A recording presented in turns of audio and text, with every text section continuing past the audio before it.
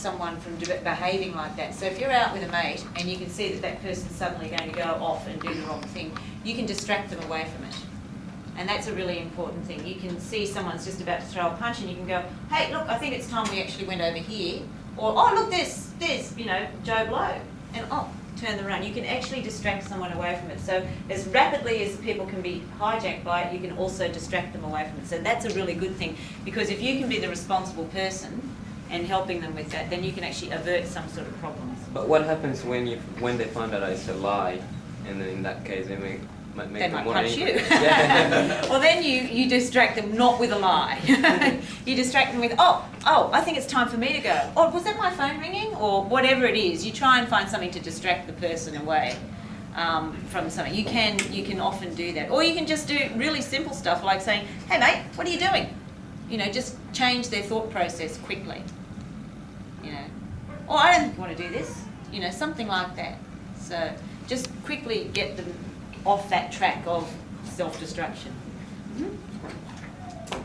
Okay, so emotional intelligence, and these are some of the different definitions. And Goldman, who I mentioned before, he says it's the capacity for recognising our own feelings and those of others, and for motivating ourselves and for managing emotions well in ourselves and in our relationships. So when we're talking about emotional intelligence, we're actually thinking about our emotions. We're thinking about, how do I respond to things? How can I maybe get a better response from myself? Or sometimes if you know a really good level of emotional intelligence, you actually know how you're going to respond to something, and if you know it's not the best or the most appropriate outcome, you can manage it. You can change it. If I know that something like that makes me really angry and I go off and I start yelling at people, and that's your coach. Is there someone outside who needs to? They're acting people. Oh, Hey!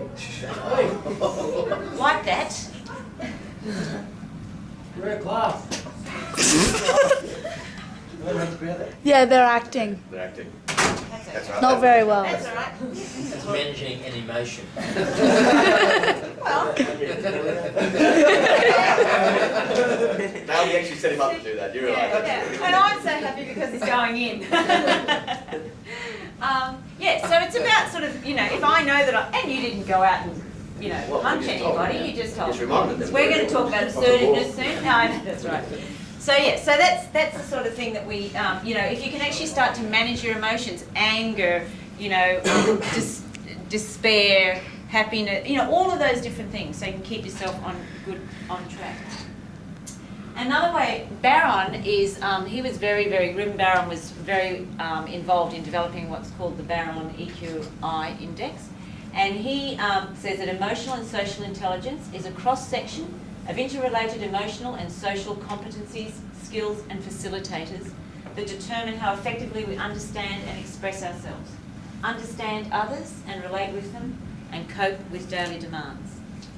So when you people are in a circumstance where you're in with a team, or you're going away with a whole group of people because you're in a big international competition or something, then you have to understand that you are in a circumstance where you not only have to manage your emotions for yourself, but for a whole group of other people. And particularly when you're in high pressure situations, which I would imagine most of you end up in.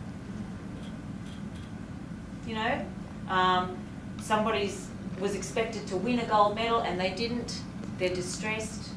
How do you act with those people? You've got a team that's not performing, everybody's sort of getting angry with each other. Is that, how do you behave in that circumstance? And this is where emotional intelligence can be really valuable for you.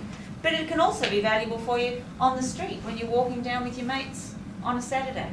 You don't turn it off because you're out of your work environment.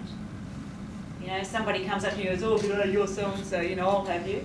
And you sort of don't get involved in it. You have enough self-confidence and enough ability to control your own emotions. That's where we get the value from this. Okay?